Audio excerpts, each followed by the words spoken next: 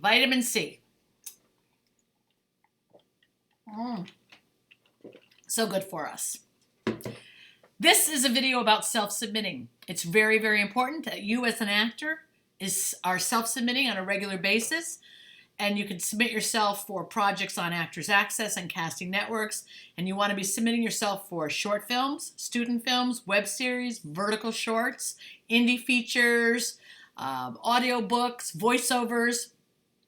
And this is the kind of thing that you do to help build your resume. When you self-submit for these projects, you're getting experience auditioning, experience turning in self-tapes, experience on set.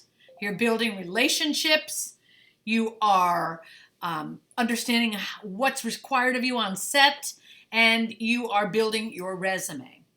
So you must be self-submitting every day.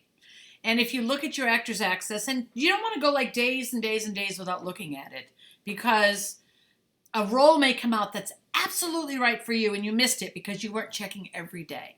And also, don't just check the alerts that come to you, because sometimes you guys set up alerts and then that's the only thing you're paying attention to. No, get in there and go through all the breakdowns. Make sure that you're getting alerts for everything you write for it. Make sure that you don't see things that you didn't get alerted for that you were right for, because that happens sometimes. You know, you're checking your alerts, but it's like there are 5 or 6 projects that you were right for and you never got an alert about that. That's a problem. So make sure your parameters are all set up, their age range and whatever else you're checking off.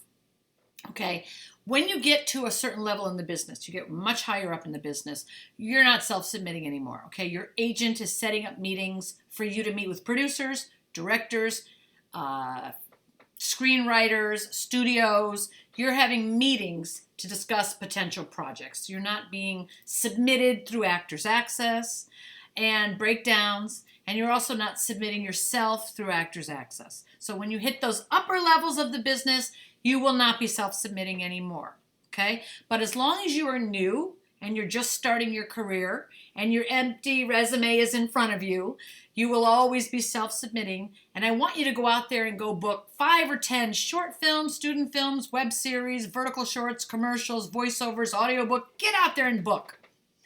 Get out there and book and build your confidence and get on set as much as possible. And once you've built that oops, I'm frozen. At least if it can be frozen like this. Not like, just nice. And once you get that resume really built up, you're proving that you're a booker. You're proving that you can book jobs in whatever market you're in. So if you're in New Jersey, Texas, I was going to say Detroit, Denver, Alaska, wherever you are, if you're booking work where you are, an agent or manager is going to look at that and go, oh, okay, these people are booking work. They are being brought in by casting directors. Casting is trusting them with these jobs. They're going out and doing this work. I think maybe I can work with them too. They've got a history and they've got something that shows me that maybe if I sign them, we'll make some money together. I want you to realize that agents and managers are always looking for actors that are talented, that are trained.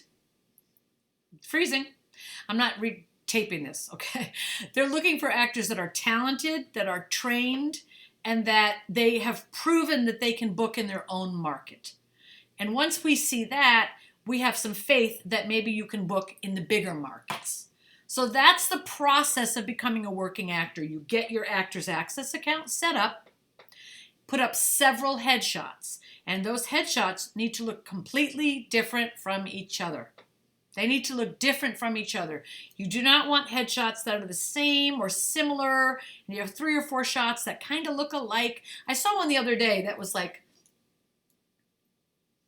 she had 4 or 5 photos, and all she did was change the sweater. It was like a green sweater, a blue sweater, a yellow sweater. It's like the face was the same, the expressions were similar, but there were different sweaters. That's not what we're looking for. We're looking for lots of different expressions, different characters, different energy, different attitudes, different emotions, and each photo is different from the other photo. That is what we need on your Actors Access and your Casting Networks profiles.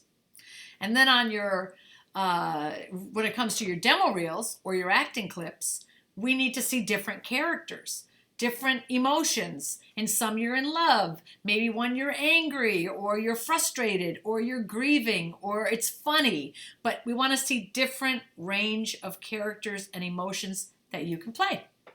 And once you have those uploaded on your Actors Access and your Casting Networks, you can now submit yourself for hundreds and hundreds and hundreds of projects. Yes, you will pay Actors Access and Casting Networks. You will pay to put all your stuff up on those platforms and to submit yourself. It's not free, but it's much, much more affordable than it used to be 20 years ago when this didn't even exist, this technology, and agents and managers had to actors had to make copies of their headshots, copies of their demo reels on tape, on DVD, on back before that was on VHS tapes. But you had to burn the tapes individually. So let's say you had a demo reel and you had to burn 50 copies of it on DVD. So you had to buy the DVDs, then you had to take time to burn all 50 of them, and then you had to give them to your agent or manager. Your agent or manager had to have them delivered to every casting office in person, and that postage for the delivery, they would bill you, the actor. So you had the expenses of printing out your headshots, 50 headshots, 100 headshots, giving them to your agent, burning all those DVDs, giving those to your agent, envelopes, stamps, and then you got charged for that. And then the next month, when they ran out of all of those, you had to provide them again. So every month, more DVDs, more headshots, more envelopes, more DVD. So it really adds up. And let me tell you, $20 a month is nothing. What you guys are paying for Actors Access and Casting Networks is nothing compared to what it used to be. So I want you to have that perspective in case some of you new people are out there are going, well, that's not fair. I shouldn't have to pay for this. Okay. It's a business. It's an expense in the business. But remember this, all of this is a tax write-off for most of you. You can write off the headshots, write off the Casting Networks profile, how much that costs every month. You can write off your acting classes. You can write off your Actors Access profile. These are all things you can write off in your taxes because this is a business, right? So if you have questions about anything I'm talking about, go ahead and post below. If there's any videos that you want me to make or anything I can do to help you understand where you're at and what you need to do next, I'm here for you, okay? I love you guys. I'm going to bed now because I'm tired. But cheers. I'm going to finish my orange juice, my vitamin C and water, and I'll see you soon. Take care.